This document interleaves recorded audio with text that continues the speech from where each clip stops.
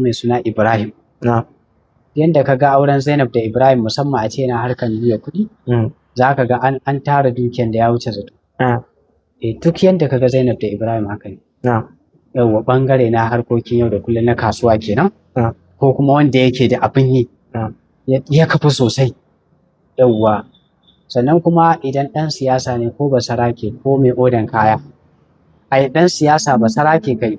Banda mai odan kaya, ɗan siyasa basarake malami, sha'iri, mawaƙi mai fim. Zai iya auren ita Zainab kamar Usman zai. To masha Allah. Mai suna Usman. Madalla. Sai a ƙarshe muna da fassarar mafarki wanda ya ga furfura ta fito mashi aka.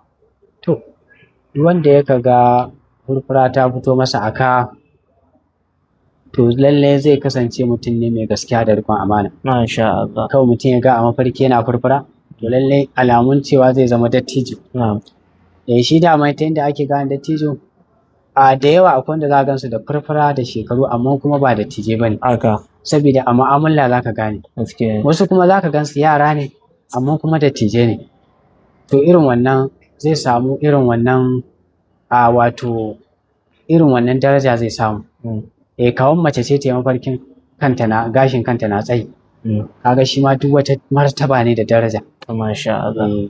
To Allah ya saka da alheri kuma ya biya buƙatu. Kuma lokacin ya riga da ya ci mana nan muka kawo a ƙarshen wannan shiri na sauraka ƙaru na wannan lokaci.